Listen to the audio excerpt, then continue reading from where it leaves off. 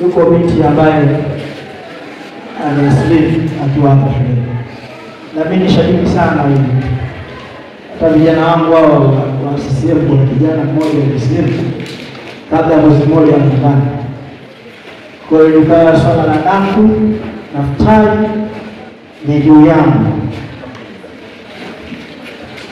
Sasa ikabidi nitumishe tena na vijana wote lazima wafuturu na kula damu juu yangu.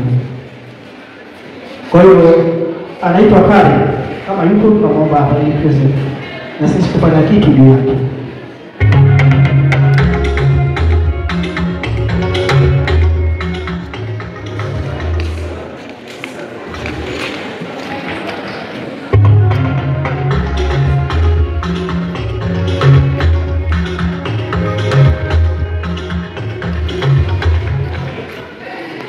Baba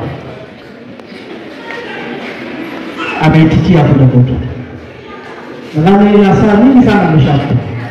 Na miongoni mwa hata hivyo naona hata jinsi alivyosikili na Uislamu ndio maana hapa. Sasa lazima tukushike hizi nguo, hizi hijabu ziwe nyingi aweze kuwa nazo. Mimi naanza ili tuweze kufanya kitu na wazazi kina mama. Na jambo la hili alilofanya mimi. Tena kubwa sana. Mrezi, ni jambo kubwa sana. Sasa lazima tuingie aweze kuzitafuta, atafute majuzuu, sio kama subiria la kwangu na safu, nguo za kujistiri. Anapokwenda huko sasa anaenda masuala ya chuo, asiwe na masuruali. Najua hata wazazi wake au ndugu zake watakuwa na uwezo, lakini akipata kile cha Kiislamu zake kina motivate. Sasa siku kwa Kiswahili hivi nasemaje, najua wenyewe motivate kitu inamshawishi, inahamasisha, ndio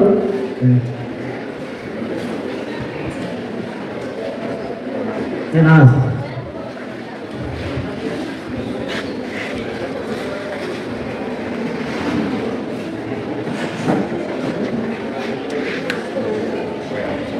Mwanzo moja. Sasa sikina na nini maana tusaidie mtu akatuweke hapa. Yeah. So na wewe chukua hiyo ndani hapa. Pitisha. Wewe kote unipite yenyewe. Hapa kwa nafasi kubwa.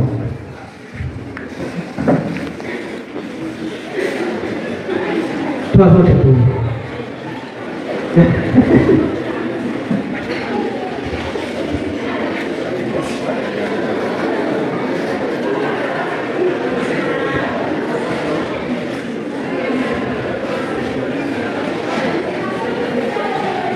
Bisa.